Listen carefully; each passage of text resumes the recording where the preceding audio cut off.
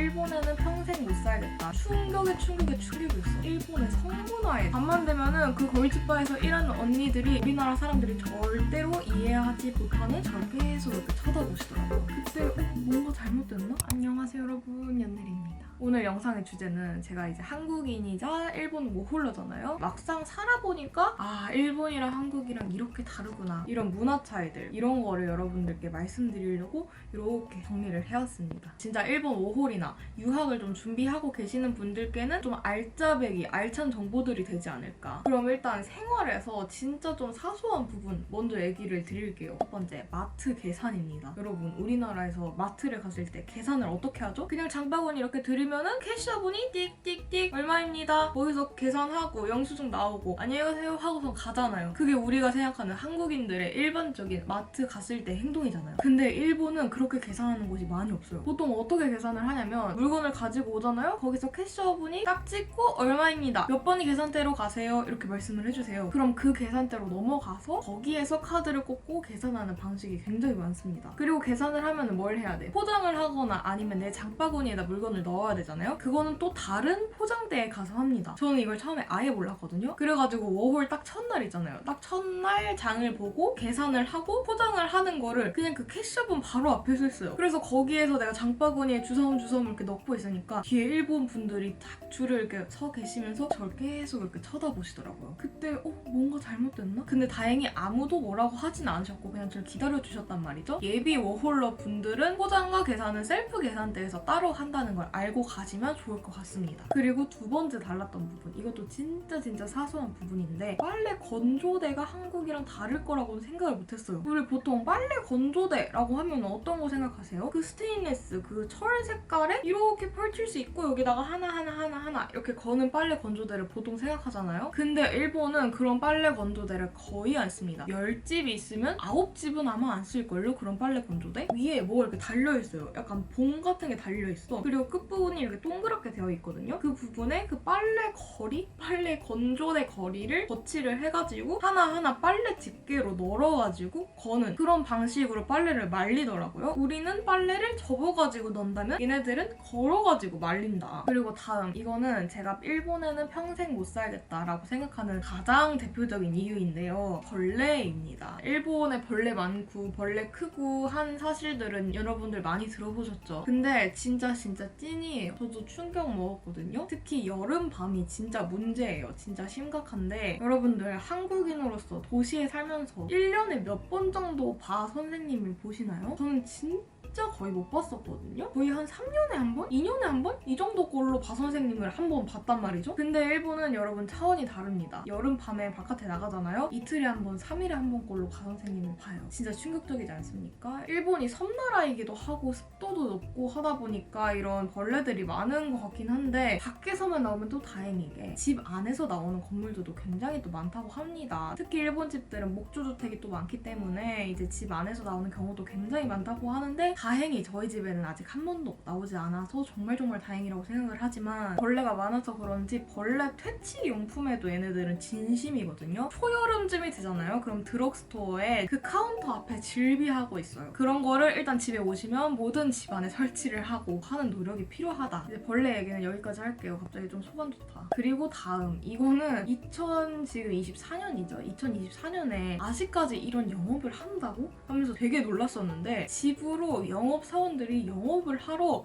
옵니다. 말이 돼? 지금 2024년에? 그 옛날 방문 판매식으로 그냥 무자비하게 오는 거예요. NHK라고 그 일본의 엄청 큰 방송국 있죠. 거기서도 오고 그리고 그냥 전기 회사들에서 그냥 오거든요. 근데 이런 영업을 온다는 걸 아예 모르는 상태로 이런 사람들을 마주치면은 이거 꼭 해야 되는 건가 싶어가지고 그냥 해버릴 수도 있잖아요. 애초부터 문도 열어주면 안 돼. 그냥 일본어 모르는 척을 합니다. 이용고 와카리마센만 계속 그냥 하시면 됩니다. 그럼 그냥 가시더라고요. 그냥 외국인으로서 일본어 못하는 척 하는 게 최고예요. 그리고 다음은 쓰레기 버리기인데요. 이 쓰레기 배출도 한국이랑 진짜 다르더라고요. 일단은 불연소 쓰레기랑 연소 쓰레기 이렇게 나누더라고요. 일본은. 불연소라고 하면은 불에 타지 않는 것, 연소라고 하면은 불에 타는 것, 이렇게 각자 나눠가지고 배출을 하는데 아니 막 용광로 이런 데 넣어가지고 태울 거면은 뭐든 안 타겠어? 아니 나도 들어가면 거기 그냥 다 타겠는데 구분하기 너무 어려운 거예요. 그럴 때는 이제 지자체 홈페이지 같은 데 들어가면은 보면은 뭐 스티로폼은 뭐식이다, 뭐 음식물은 뭐식이다, 이런 식으로 좀 자세하게 정리된 그런 내용들이 있더라고요. 그런 거를 좀 참고하시는 게 좋을 것 같고, 음식물 쓰레기도 들어가고 그냥 우리가 생활 배출되는 그런 쓰레기도 들어가고 그냥 갖가지 쓰레기가 다 들어가는 거예요. 음식물 있으니까 당연히 벌레 꼬이겠죠. 거기에서 이제 바선생을 보는 경우가 굉장히 많다라고 하더라고요. 그리고 다음, 이것도 약간 위생에 관련된 그런 이야기인데, 미디어 같은 데서 일본이 너무 깨끗하게 그렇게 비춰지는 것 같아요. 일본 거리가 너무 깨끗하며, 일본 식당에 가면은 너무 위생적이고 너무 깨끗하고, 일본처럼 깨끗한 나라는 이 세상에 없어. 고급 식당이라거나 아니면 뭐 체인점 같은 경우에는 당연히 좀 관리가 잘 돼 있죠. 하지만 그런 곳 말고 일본 하면은 또 개인 식당들이 또 엄청 많잖아요. 노부부가 운영하는 이자카야, 대대손손 이어져 내리는 카페, 이런 가게들이 굉장히 많잖아요, 일본이. 제가 저번에 그냥 저희 집 앞에 있는 돈가스 맛집에 갔어요. 근데 너무 진짜 그냥 들어가자마자 충격이었어. 기름 쩐내 같은 게 엄청 진동을 하고, 피임을 끈적끈적하고 장난하고, 소스 통에 소스 흘러내린 것들이 다 굳어가지고 막 난리 나 있고, 천장에 있는 그 조명 안에 막 벌레 식체들이 두글두글하고. 그런 곳들이 진짜 여러분들 생각보다 많습니다. 그래서 저는 일본에 살고 나서부터 길거리에 있는 아무 음식점이나 들어가고 밥 먹고 이런 걸 잘 못하겠어요. 뭐 다 이렇다는 건 당연히 아니고요. 모든 것이 깨끗하다 이런 생각은 안 가지고 계셨으면 좋겠다. 그리고 다음 카테고리는 문화로 넘어갈 건데, 여기서부터는 이제 일본인들의 식문화라든지 뭐 연락 이런 것들을 좀 중심적으로 얘기를 해드릴게요. 일단 첫 번째, 일본에 살기로 마음을 먹었으면 뭘 먼저 해야 될까요? 집을 먼저 구해야겠죠? 근데 집을 구할 때 우리나라 사람들이 절대로 이해하지 못하는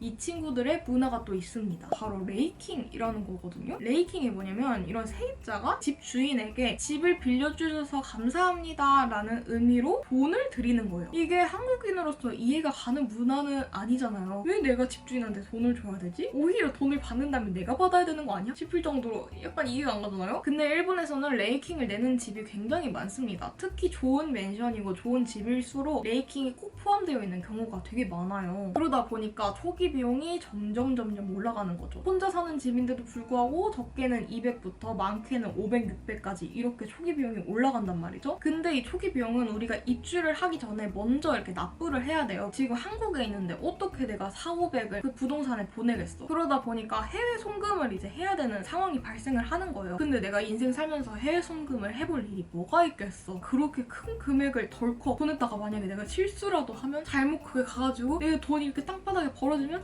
정말 큰일이지 않습니까? 그래서 해외 송금할 때 정말 빠르고 간편하고 안전하게 할 수 있는 그런 어플을 여러분들께 지금부터 잠깐 소개시켜드리도록 할 건데요. 바로 모인이라는 어플입니다. 초기 비용 납부할 때 이 어플을 썼었고요. 잠깐 한국에 갔을 때가 있었거든요. 근데 그때 갑자기 이제 월세 납부 기간이 겹치는 거예요. 그래가지고 그때도 이제 모인을 사용해가지고 부동산에 돈을 냈던 기억이 있는데, 근데 이 어플이 일본뿐만 아니라 47개국 환율 우대 100%가 들어가고요. 수수료도 시중 은행 대비 90%나 저렴하다고 합니다. 그리고 이 어플이 좋은 게 속도가 진짜 빨라요. 일본 같은 경우에는 거의 뭐 실시간이어가지고 10분 이내에 그냥 바로 송금이 되더라고요. 유학생 같은 분들 있잖아요. 학비 어떻게 할 거야? 내가 일본에서 알바해서 벌고 그러기는 쉽지 않잖아요. 학비나 생활비를 한국에서 일본으로 보낼 때, 이럴 때도 모인을 굉장히 많이 사용을 한다고 합니다. 내가 해외에서 공부하는 유학생이다, 이거 인증을 한 번만 하잖아요. 그러면 졸업할 때까지 수수료를 최대로 할인받을 수 있어요. 이거 대박이지 않나요? 그래서 학비나 생활비 송금 받을 때 너무 편리하다. 근데 오늘 마침 엔화가 굉장히 저렴하거든요. 좀 옮겨보도록 하겠습니다. 이렇게 5만 원을 송금을 해보려고 하는데, 여러분들 집중해주시길 바랍니다. 모인에서 연일 구독자들 대상으로 쿠폰 코드를 전달을 해주신다고 하고요. 일본뿐만이 아니라 모인에서 송금할 수 있는 모든 국가에서 사용 가능하고요. 집을 구하신다거나 송금할 일이 필요하신 분들은 이거 꼭 사용하시길 바라겠습니다.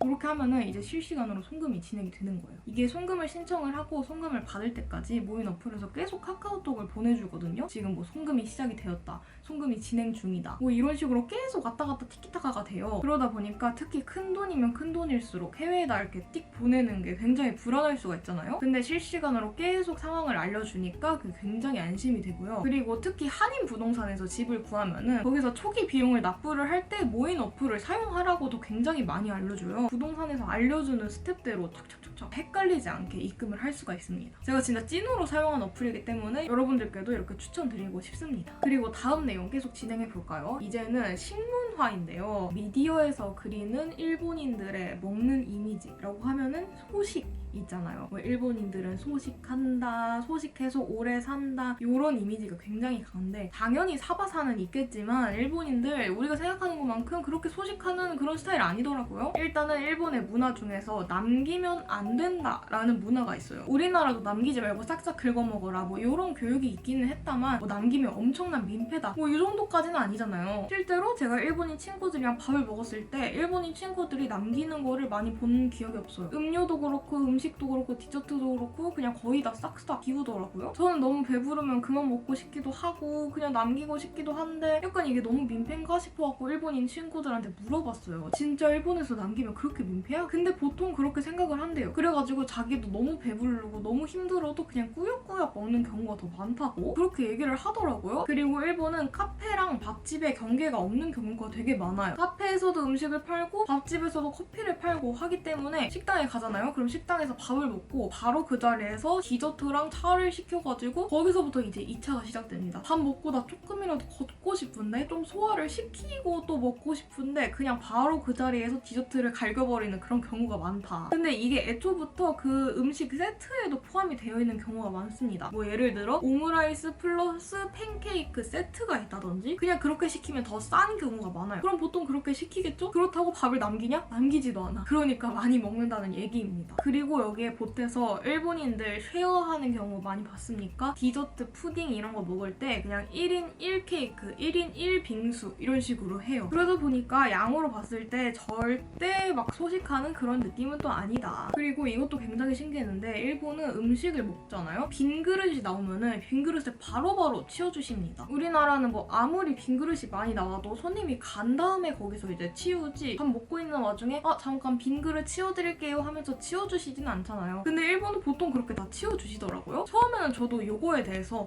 빨리 나가라는 건가? 지금 아니면 그릇이 너무 없어가지고 내 거 그릇을 이제 설거지해가지고 내려는 건가? 이렇게 생각을 했는데 그냥 편하게 드시라고 이제 서비스식으로 치워주시는 거더라고요. 이게 일본 음식점이 테이블도 되게 작고 약간 따닥따닥따닥 붙어있어가지고 메뉴가 몇 개 이제 나오기 시작하면은 되게 공간이 없어지는 그런 경우가 많거든요. 그래서 그냥 빨리빨리 치워줬으면 좋겠어요, 이제는. 그리고 다음은 조금 자극적일 수는 있는 얘기지만 일본의 성문화에 대해서 약간 얘기를 해드리려고 합니다. 제가 이제 일본에 왔으니까 일본어 공부를 좀 해볼까 해가지고 넷플릭스에서 일본 예능 같은 거를 좀 찾아서 봤어요. 근데 너무 충격적이었고 못 보겠더라고요. 그 예능 소재 자극적임이 우리나라랑 차원이 달라요. 뭐 성적인 개그라든지 아니면 남을 약간 놀리는 개그라든지 이 수위가 진짜 우리나라 사람이 상상할 수 있는 그 정도 수준이 아닙니다. 개그맨이 나 옛날에 바람 폈었어, 나 옛날에 성매매 했었어 이런 거를 말하는 게 그냥 너무 자연스러운 정도? 우리나라에서는 어떻게 연예인이 방송에 나와가지고 나 옛날에 바람 폈는데 그거 되게 후회해 어떻게 이렇게 말합니까? 우리나라에서는 있을 수도 없고 있어서도 안 되는 그런 방송 소재잖아요. 근데 일본에서는 그게 너무 그냥 일상적으로 그렇게 얘기를 한달까? 그래서 방송에서 일단 첫 번째로 충격을 받았고 길거리를 걷다 보면은 되게 우리나라랑 다른 풍경들이 굉장히 많잖아요. 아키하바라 같은 데 가면은 그냥 거리 양쪽에 언니들이랑 오빠들이랑 쫙 일렬로 서 있어. 그러고서는 우리 호스트바 와줘 막 이런 식으로 홍보를 한다던가. 그게 그냥 너무 당연하고 뭐 그 길거리에 애들이 많이 지나다니던 학생이 많이 지나다니던 그냥 아무 신경 안 쓰는 그게 너무 놀라웠달까? 제가 살고 있는 동네도 그냥 완전 주거지구거든요. 뭐 번화가도 아니야. 술집이 많은 그런 동네도 아니야. 그냥 동네임에도 불구하고 걸즈바 같은 게 있더라고요. 그래서 밤만 되면은 그 걸즈바에서 일하는 언니들이 약간 야시시한 복장 같은 거 입고 가게를 홍보를 하고 있어요. 그게 굉장히 아이러니합니다. 너무 신기해요. 일본 막 보수적이다 하지만 이런 성 관련 부분에서는 엄청나게 또 개방적인 게 아닐까. 그리고 마지막으로 써둔 거는 연락 관련해서 제가 써뒀더라고요. 일본 친구들이랑 연락을 하잖아요. 진짜 확실히 느립니다. 확실히 한국 친구들이랑 카톡하고 뭐 이런 느낌은 아닙니다. 근데 솔직히 고백을 하자면 제가 진짜